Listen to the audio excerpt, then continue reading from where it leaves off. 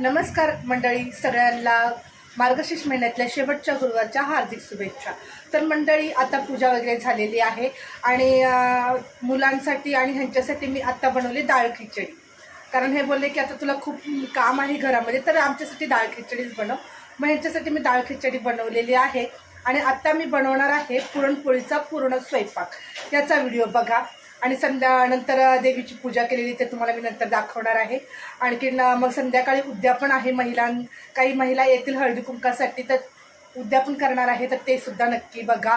Blog आवडला तर like करा बरं का, आणि कमेंट बॉक्समध्ये लिहा ओम श्री महालक्ष्मी देवे नमः। पुरणपोळीच्या स्वयंपाकाला तयारी चालू करायची आहे। तर ही घेतली मी पहिल्यांदा चण्याची डाळ। चण्याची डाळ ही 300 ग्राम मी घेतलेली आहे, कारण आम्ही 4-5 जणच आहोत जेवण करण्यासाठी, त्यासाठी। तर आता सगळ्यात पहिलं आपण ही चण्याची डाळ स्वच्छ धुवून घेऊया, कारण दुकानातली आणलेली आहे त्याच्यासाठी। ह्याच्यातलं मी पाणी काढून घेते। आता स्वच्छ धुते आणि पाणी काढून घेते। डाळ मी स्वच्छ धुवून घेतली, यातलं पाणी काढून घेतलेलं आहे। तर आपण पुरेसं पाणी डाळीत घालायचं आहे आणि याच्यामध्ये घालायचं आहे आपण हळद, पाव चम्मच हळद आणि 1 ते 1.5 चम्मच तेल। तेल आणि हळद घातल्यामुळे डाळ खूप छान शिजते। तर आता ह्या कुकर लावून मी ह्याच्या 4 किंवा 5 शिट्ट्या करून घेणार आहे, त्याच्यानंतर आपली डाळ शिजणार। डाळ शिजेपर्यंत आपण भजी, कुरवडी आणि पापड याची तयारी करून घेऊया। कुकर लावलेला आहे, आता याच्या शिट्ट्या होईपर्यंत आपण भजी, कुरवडी, पापड याची तयारी करूया। बघा, चण्याची डाळ मस्त शिजलेली आहे। याच्यामध्ये पाणी टाकून मी ठेवलेलं आहे, कारण आपल्याला बनवायची येळवण्याची आमटी। येळवण्याची आमटी बनवण्यासाठी तर बघा, इथं घेतलंय खोबरं, लसूण आणि कोथिंबीर। हे आमटीसाठी घेतलेलं आहे, याचं मी वाटण करणार आहे। आणि हे घेतलेलं आपलं भजी बनवायचे आहेत। कोथिंबीर, हिरवी मिरची बारीक चिरलेली आहे, लसूण बारीक चिरलेला आहे आणि कांदा उभा चिरून घेतलेला आहे। तर चला आता आपण हे पाणी काढून घेऊया येळवण्याच्या आमटीसाठी, आणि हा मसाला वाटून घेऊया आणि भजी बनवायची तयारी करूया। तर येळवण्याची आमटी करण्यासाठी इथे मी पाणी काढून घेतलेलं आहे। ही डाळ सुक्की केलेली आहे, म्हणजे आता ह्याच्यामध्ये आपल्याला साखर घालून ह्याचं आपलं पुरण बनवायचं आहे। तर कुकरमध्येच ठेवलं आहे मी, दुसरं पातेलं नाही घेतलेलं। इथे खोबरं, लसूण आणि कोथिंबीर पाणी टाकून वाटण करून घेतलं आहे। इथं थोडी डाळ काढून मी प्लेटमध्ये स्मॅश करून घेतलं आहे चम्मचनी, आणि इथे लसूण थोडा ठेचून घेतला आहे। तर चला आता आपण येळवण्याची आमटी बनवूया। कोणी येळवण्याची आमटी म्हणतं, तर कोणी कटाची आमटी म्हणतं। सुरू करूया आपण। इथं पातेलं गरम करायला ठेवलं आहे, ह्याच्यामध्ये आपण पुरेसं तेल घालायचं आहे। तेल चांगलं गरम होऊ द्यायचं आहे।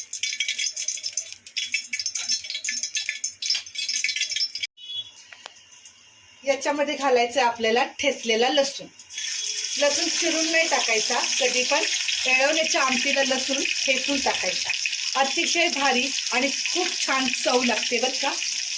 तर थोडासा हलका लसूण आपण लाल होऊ द्यायचा आहे, हलकासा लाल झाला पाहिजे लसूण, खूप भारी चव लागते आमटीला।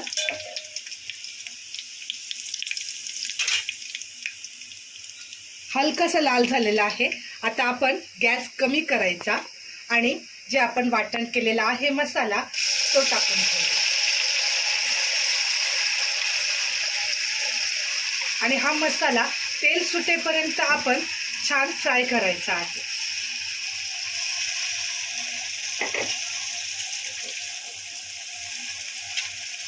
आता गॅस फास्ट करायचा, म्हणजे गॅस फास्ट असेल आणि आपण मसाला टाकला तर आपल्या हातावर उडू शकतो, म्हणून गॅस कमी करायचा आणि चांगला मसाला तेल सुटेपर्यंत फ्राय करून घ्यायचा। बघा, मसाला खूप छान फ्राय झाला आहे, कारण याला साईडने तेल सुटलेलं आहे। आता आपण ह्याच्यामध्ये टाकायचा आहे गावाकडचा काळा मसाला, घाटी मसाला जो म्हणतात तो। तर मी ह्याच्यामध्ये टाकते 2 चम्मच, कारण चांगली झणझणीत आणि मस्त अशी आमटी बनवायची आहे, येळवण्याची आमटी म्हणून। आणि बघा, खूप छान हा मसाला फ्राय झाला। आता आता आपण येळवण्याची आमटी बनवण्यासाठी जे पाणी काढून घेतलं होतं ते पाणी आता आपण ह्याच्यामध्ये टाकायचं आहे. माझ्या मुलांना खूप आवडते अशी येळवण्याची आमटी. आणि ह्याच्यामध्ये हे आपण जे डाळ जे काढून घेतली, बाजूला स्मॅश करून घेतलेली आहे ती टाकून घ्यायची, म्हणजे आमटीला घट्टपणा असा येतो. त्याच्यानंतर आपलं राहिलंय आता मेन गोष्ट म्हणजे चवीनुसार मीठ घालायचं राहिले. चवीनुसार मीठ घालून घेऊया. आणि आता आरामात गॅस कमी ठेवून आपण हे आमटी उकळवून घ्यायची आहे. चांगलं असं एक जीव होईपर्यंत हे मिक्स करून घ्यायचं आणि गॅस कमी ठेवून ही येळवण्याची आमटी शिजवून घ्यायची आहे. बाकी पुढे आपल्याला काय बनवायचं बघूया. बघा आमटी छान अशी उकळलेली आहे. आता आपण ही चण्याची डाळ मी कुकरमध्ये अशीच ठेवलेली आहे. आता उकडवलेली डाळ आणि हे आहे 300 ग्राम चण्याची डाळ होती, तर त्यातली आपण थोडीशी डाळ काढलेली आहे बाजूला आमटीसाठी. आणि हे जे मी घेतलेला आहे ग्लास, हा पाव किलोचा ग्लास आहे, पण पाव किलोला कमी साखर मी घेतलेली आहे. तर आपण ह्याच्यामध्ये कुकरमध्ये टाकून घेऊया आणि मस्त असं हे आपण एक जीव करून मिक्स करून घेऊया. आता हे मिक्स करून घेते. आपण साखर घातली आहे त्यात आता पाणी सुटणार. ह्याला पाणी सुटलं की पूर्ण घट्ट होईपर्यंत, पाणी सुखेपर्यंत आपण हे असंच हलवत राहायचं, मिक्स करत राहायचं. नाही तर हलवलं नाही, मिक्स नाही केलं तर खाली कुकरला लागेल आणि करपून जाईल. बघा लगेच ह्याला साखरेचं पाणी झालं. आता हे पूर्ण आपण मिक्स करून सुक्क करून घ्यायचे. बघा साखर घातल्यामुळे किंवा गूळ घातल्यामुळे असं पाणी सुटतं त्याला. हे पाणी सगळं सुकलं पाहिजे. तर आता हे पाणी सगळं व्यवस्थित सुकून आपल्याला मस्त सुक्क पुरण करण्यासाठी डाळ तयार करायची आहे. बघा खूप सुक्क आणि मस्त झालेलं आहे पुरण. आता आपण गॅस बंद करायचा आणि गरमागरम हे पुरणाचे चाळण आहे, गरमागरम आपण हे वाटायला घ्यायचं आहे. थोडंसंच आहे पुरण, त्याच्यामुळे पटकनच होणार आहे आपलं काम एका ह्याच्यातच, कारण आहेत 4-5 जणच खाणार आहे आम्ही. आणि तिकडे आईकडे स्वयंपाक करायचा म्हटलं की मग भरपूर जण खायला असतात, 15-20 जण असतात. तर हा घेतलेला आहे मी तांब्या. तर आता तांब्या मस्त पण ह्याच्यावरती हळूहळू फिरवायचा, म्हणजे गरमागरम जे आपण करतो ना तेव्हा पुरण खूप छान होतं. थंड झाल्यानंतर होत नाही, त्याच्यामुळे आपण असं हे करून घ्यायचं. आता बघा तुम्हाला दाखवते मी पातेल्यामध्ये. हे बघा असं पुरण खाली पडतं ते.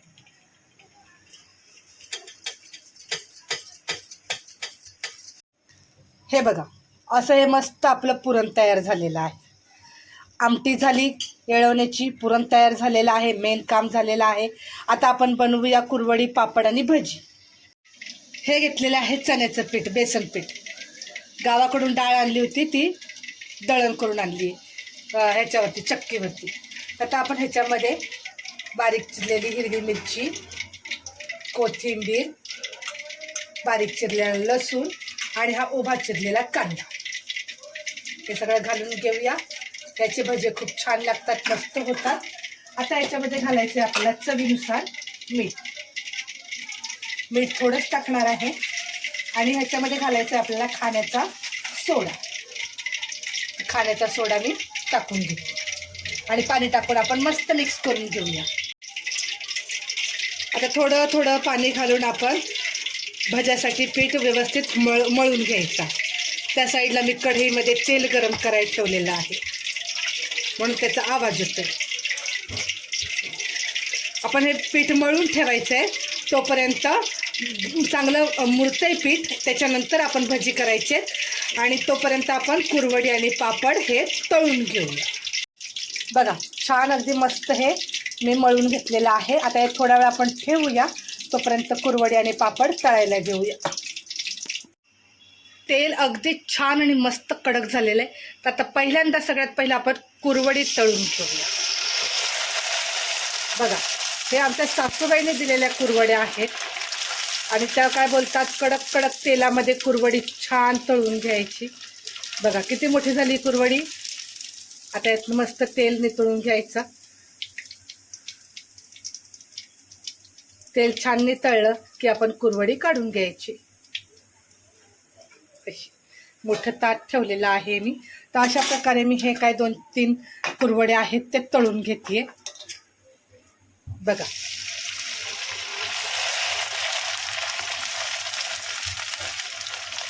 अशा प्रकारे कुरवडी तळून घेते. नंतर आपण पापड तळून घेऊया. कुरवड्या तळून झाल्या. आता पापड बघा कसे पटापट तळून घ्यायचे. ते लिज्जत पापड आहेत त्याच्यामुळे ह्याला उशीर लागत नाही. असे पटापट पटापट टाकून पापड आपण तळून घ्यायचे. एकामागे एक व्यवस्थित स्वयंपाक करायला घेतला की पटापट पटापट आपलं काम होतंय. आता कुरवडी झाली, पापड पण तळून झाले. आता आपण भजी बनवायला घेऊ. आता आपण भजी टाकून घेऊया.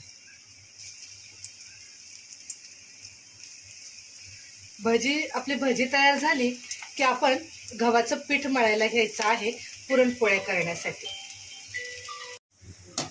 बघा ही आपली अशी भजी पण तयार होत आहे. तर झाले कुरवडी पापड झाले, भजी पण झाली आपली आता तयार. आता आपण गव्हाचं पीठ मळायला घेऊया पुरणपोळ्यासाठी. सगळं तेल व्यवस्थित नितळून घ्यायचं आणि प्लेटमध्ये काढून घ्यायची अशी भजी. ही अजून बाकी आहे पण तुम्हाला फक्त मध्ये मी थोडं थोडं करून दाखवते. हे मी घेतलेलं आहे गव्हाचं पीठ, चाळून घेतलेलं आहे. ह्याच्यामध्ये टाकूया आपण मीठ. आता आपल्याला बनवायचं पुरणपोळ्या.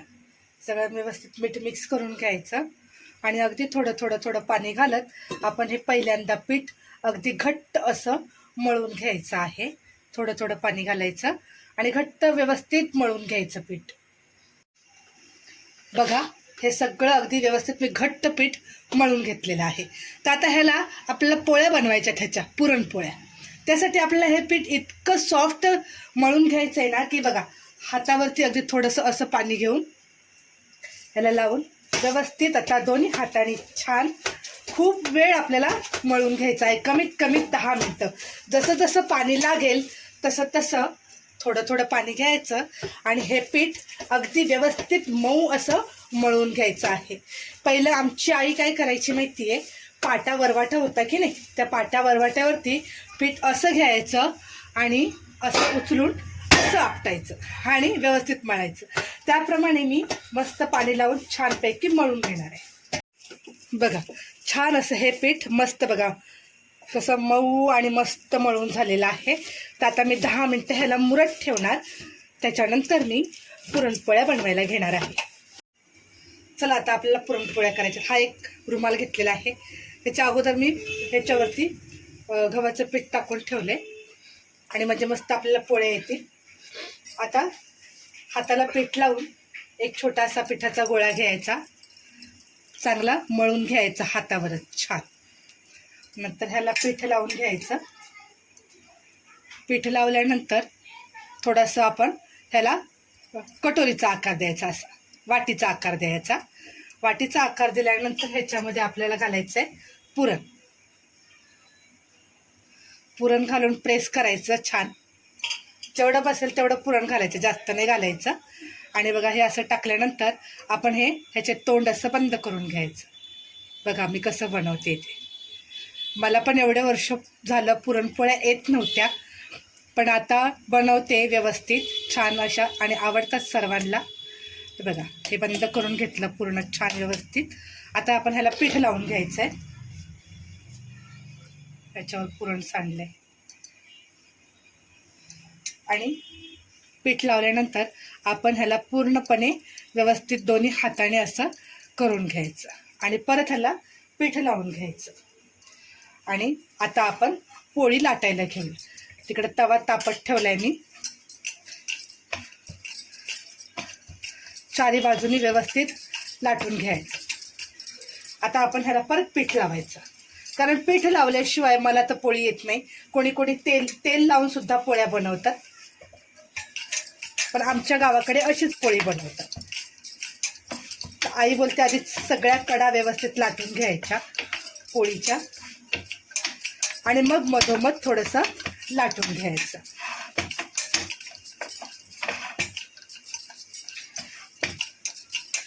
बघा हे झाली अशी आपली पोळी तयार. आता तवा तापत ठेवलेला आहे, तव्यावर आपण तेल टाकायचंय. सगळ्यात पहिला आपण तेल टाकून घेऊया. छान तवा तापलाय. गॅस कमी करूया जरासा आणि याच्यावर पुरणपोळी टाकून घेऊया. पोळ्या काय पटापट भाजल्या जातात नाही का, म्हणून तवा फाचच ठेवायचा पहिल्यांदा. हे बघा पोळी पलटी करायची.